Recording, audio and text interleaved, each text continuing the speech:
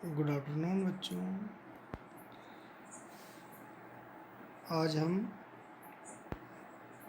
BA द्वितीय वर्ष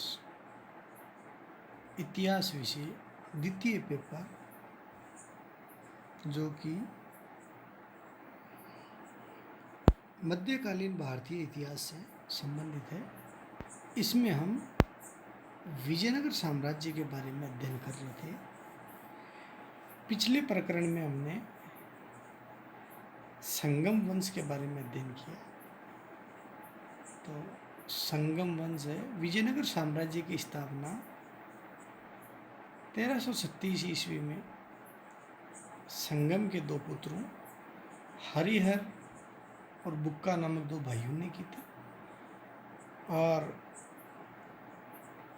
इन्होंने ही विजयनगर के साम्राज्य का नींव रखी। धीरे धीरे इन्हीं के वंशज देवराय प्रथम, विरूपाक्ष, देवराय द्वितीय इत्यादि शासकों ने इस साम्राज्य का विस्तार किया। हरिहर प्रथम, हरिहर द्वितीय, बुक्का प्रथम, बुक्का द्वितीय, इस प्रकार से अनेक राजा हुए। और 1336 ईस्वी से 1485 ईस्वी तक इस वंश का शासन विजयनगर साम्राज्य के ऊपर रहा। इस वंश के या संगम वंश के अंतिम शासक है विरूपाक्ष द्वितीय है। वो एक कमजोर शासक था।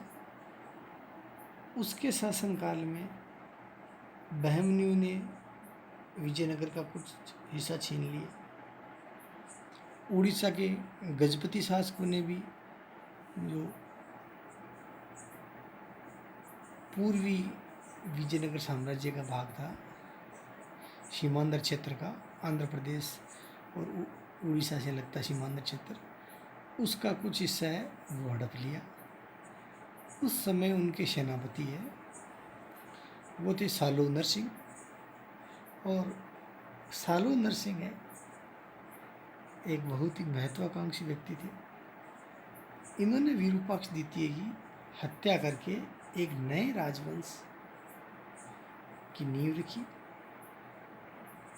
और इस राजवंश का नाम था सालो वंश। क्योंकि सालो नरसिंह नाम था और उसके सालो नाम पे इस वंश का नाम पड़ा सालो।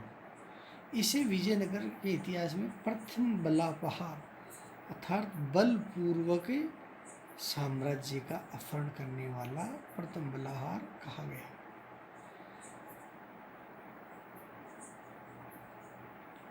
सालो नरसिंह ने 1485 ईस्वी से लेके 1490 ईस्वी तक शासन किया। वह एक योग्य एवं प्रतिभा संपन्न शासक सिद्ध हुआ।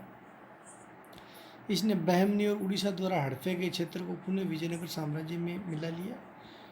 अभी हमने कुछ देर पहले कहा था जो संगम वंश का अंतिम शासक विरूपाक्ष द्वितीय है वो बेहद ही कमजोर शासक था और उसके शासनकाल में बहमनियों ने और उड़ीसा के गजपतियों ने विजयनगर साम्राज्य का बहुत सा हिस्सा है वो बलपूर्वक छीन लिया था।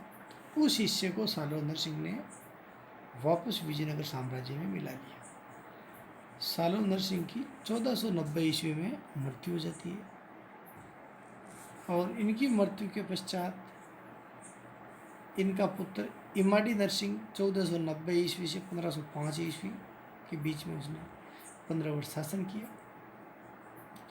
अपने राजगद्दी ग्रहण या राजकाज ग्रहण करते समय ये अल्पवयस्क था, अतः इसका संरक्षक था नरसा नायक। 1505 ईस्वी में नरसा नायक के पुत्र वीर नरसिंह ने, जो सालो वंश का शासक था इमाडी नरसिंह, उसकी हत्या वीर नरसिंह ने कर दी और इस हत्या के पश्चात विजयनगर में एक नए राजवंश तुल्लु वंश की नींव रखी गई। इसको विजयनगर के इतिहास में द्वितीय बलापहार कहा जाता है, अर्थात दूसरी बार बलपूर्वक साम्राज्य का अपहरण करने वाला। प्रथम बार अपहरण करने वाला था तुल्लु नरसिंह और द्वितीय बार अपहरण करने वाला था नरसा नायक का पुत्र इमाडी, ये वीर नरसिंह। इसने साम्राज्य का अपहरण करके एक नए राजवंश तुल्लु वंश की नींव रखी, और इस तुल्लु वंश में प्रथम शासक हुआ वीर नरसिंह, जो कि नरसा नायक एक सेनापति थे, उनके पुत्र था। 1505 ईस्वी में वीर नरसिंह ने तुल्लु वंश की स्थापना की, और ये तुल्लु वंश का पहला शासक बना। इनका शासनकाल बहुत ही सीमित समय तक रहा, मात्र 4.5 वर्षों तक इन्होंने शासन किया। इनका शासनकाल ज़्यादातर आंतरिक अशांति, सामंती सरदारों के विरोध और युद्ध में ही गुजर गया। साम्राज्य में जगह जगह अशांति व्याप्त हो गई। सामंत है, क्षेत्रीय सामंत, वो शक्तिशाली थे और उन्होंने स्वयं को अपने अपने क्षेत्रों का शासक घोषित कर दिया। इस प्रकार साम्राज्य में पूर्णतः अव्यवस्था फैल गई। 1509 ईस्वी में इनकी वीर नरसिंह की मृत्यु हो जाती है, और इनकी मृत्यु के पश्चात इनका सौतेला भाई कृष्णदेव राय वो शासक बनता है। और कृष्णदेव राय विजयनगर, आगे हम पढ़ेंगे अगले प्रकरण में, विजयनगर साम्राज्य के महानतम शासकों में से एक कृष्णदेव राय था। वस्तुतः कृष्णदेव राय भारत के महानतम सम्राटों में से एक है। इसके शासनकाल में विजयनगर साम्राज्य ने चहुं और उन्नति की, प्रगति की। इसका अध्ययन हम अगले प्रकरण में करेंगे। आज का हमारा प्रकरण बस इतना ही है।